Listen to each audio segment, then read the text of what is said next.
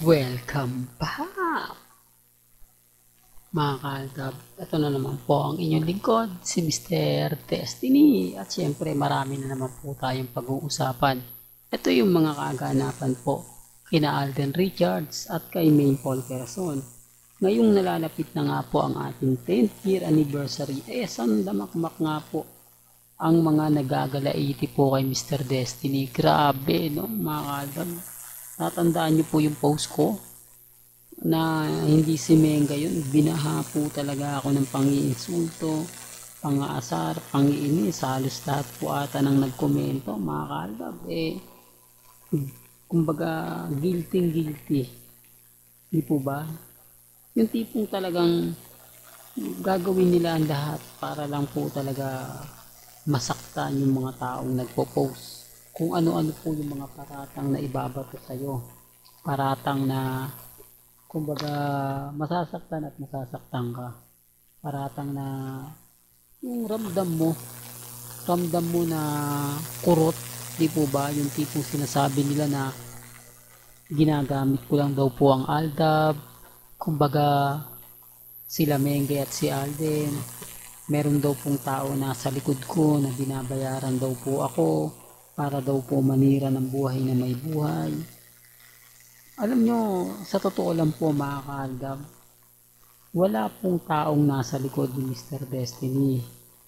Kumbaga ako, normal lang po na isang Aldab Nation. Sabi ko nga po sa inyo, hindi ako professional vlogger. Isa lang po tayong Aldab lovers na kung saan nga po nagbibigay lang tayo ng mga kaganapan kila Mengay kay Alden Richards.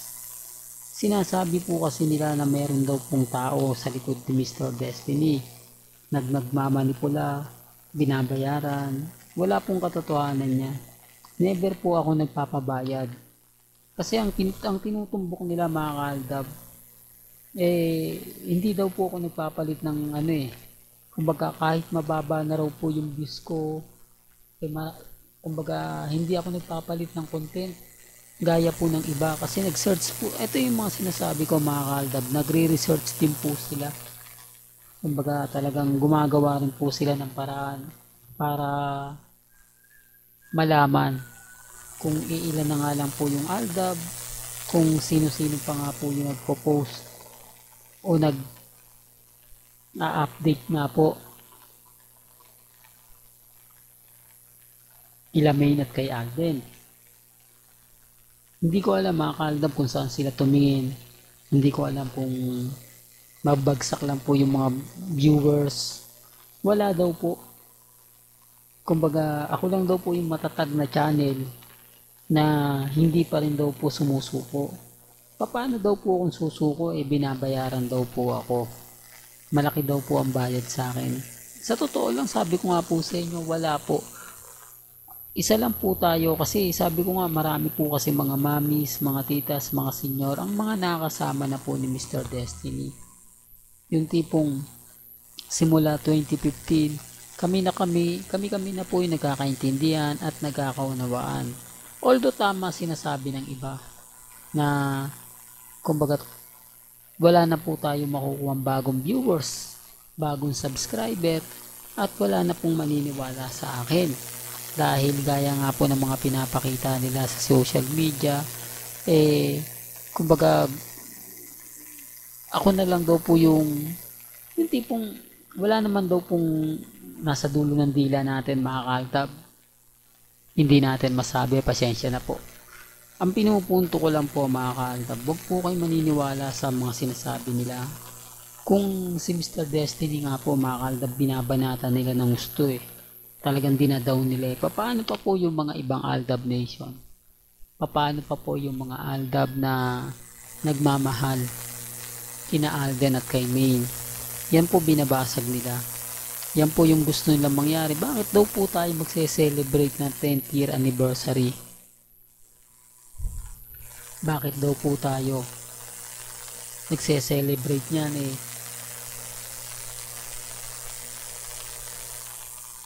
Tapos na po raw yung Aldab. Wala na daw pong Aldab. Bakit daw po natin pinagpipilitan yung taong wala na raw po?